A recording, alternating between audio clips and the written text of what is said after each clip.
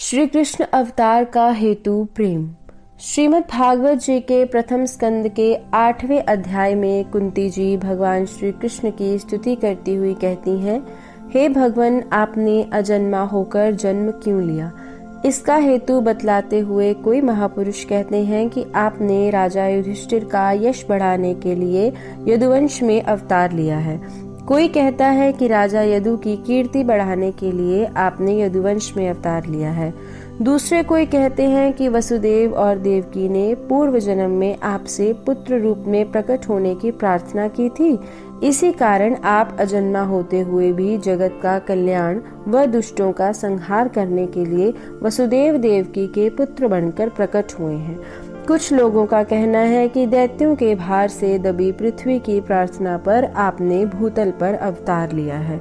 इस प्रकार सबका मत बताकर कुंती अपना मत प्रकट करती हुई कहती है कि संसार में अज्ञानी लोग कामनाओं के वश होकर कर्म बंधन से जकड़े हुए नाना प्रकार के कष्ट भोग रहे हैं।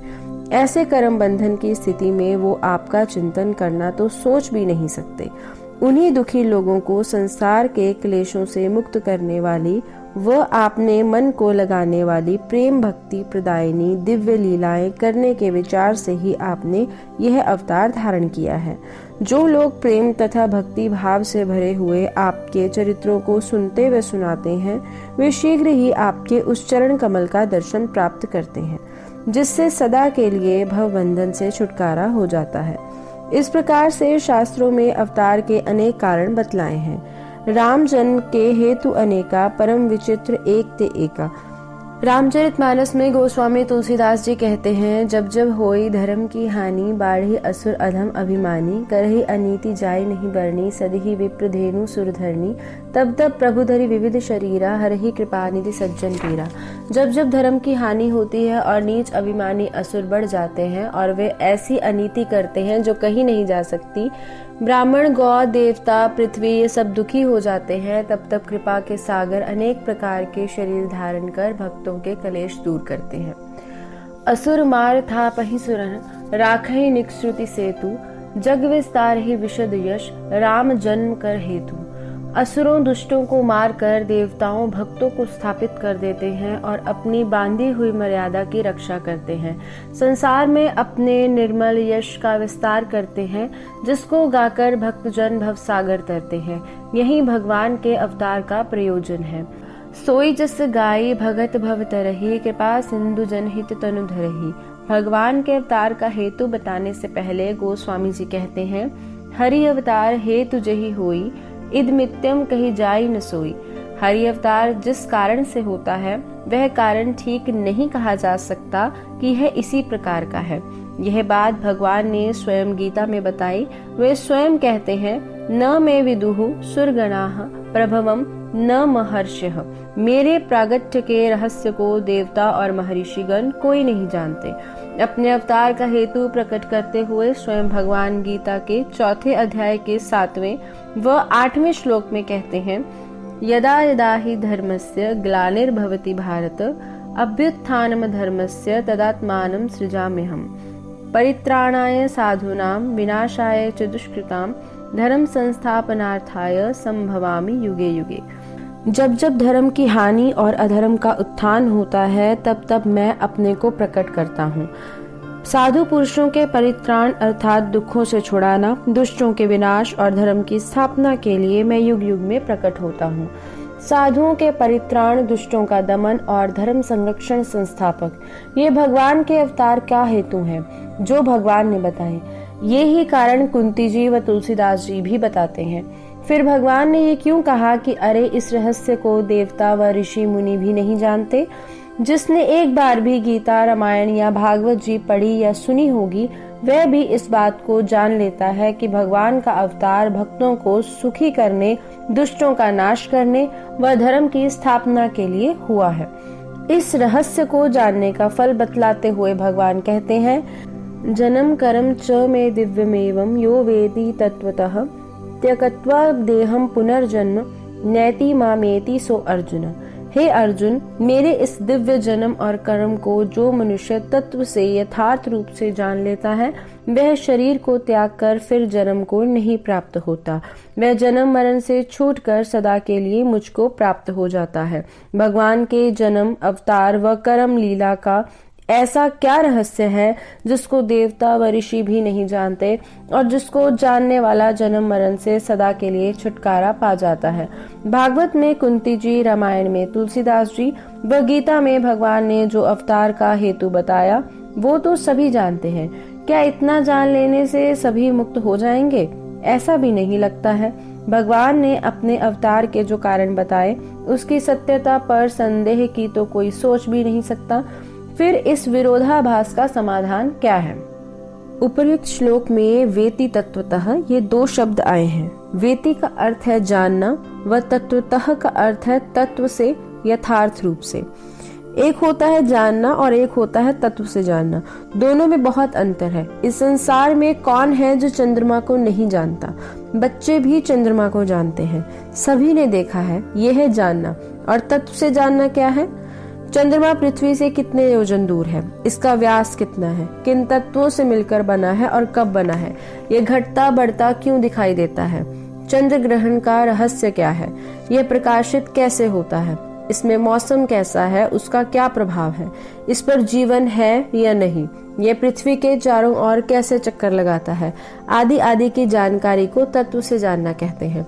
अब आप समझ गए होंगे कि जानने और तत्व से जानने में कितना अंतर है। भगवान के अवतार का हेतु तो सभी जानते हैं, लेकिन तत्वतः कोई बिरला ही जानता है। बिना कृपा के यह रहस्य समझ में नहीं आ सकता। सोई जानहि जेहि देहि जनाई। इसलिए भगवान ने गीता में कहा, न मे विदुः सुरगणाः प्रभवम न महर्षिः। मेरे इस रहस्य को कोई नहीं जानता, न देवता न महर्षिगण। फिर भगवान के अवतार का तात्विक रहस्य क्या है? ये रहस्य है केवल प्रेम। कोई कह सकता है कि इस प्रेम को तो सभी जानते हैं, लेकिन मैं उस प्रेम की बात कर रहा हूँ भक्ति सूत्र में, जिस प्रेम को नारद जी ने अमृत स्वरूप, प्रतिक्षण वर्धमान, अनिर्वचनीय बताया है, जिसको पाकर जीव भगवत स्वरूप हो जाता है। वह स्वयं तो माया से तरता ही है, अपने संपर्क में आने वालों को भी तारता है। लेकिन यह सांसारिक प्रेम केवल वासना, स्वार्थ एवं मोह का ही परिणाम है। न यह अमृत स्वरूप है और ना ही प्रतिक्षण बढ़ने वाला है। इसमें फंसकर जीव स्वयं तो डूबता ही है, दूसरों को भी डुबो देता है। इस मायिक प्रेम के तो सभी अनुभवी हैं। यहाँ उस प्रेम की बात हो रही है जिसके कारण से भगवान अवतार लेते हैं। इस प्रेम को कोई बिरला ही अनुभव कर सकता है।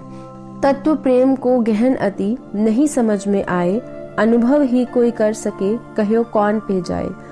प्रेम पंथ अति गूढ़ है, जाने बिरला कोई, जो जाने इस भेद को प्रेम रूप सो होए। तभी तो मीरा ने कहा, एरी मैं तो प्रेम दीवानी, मेरा दर्द ना जाने कोई।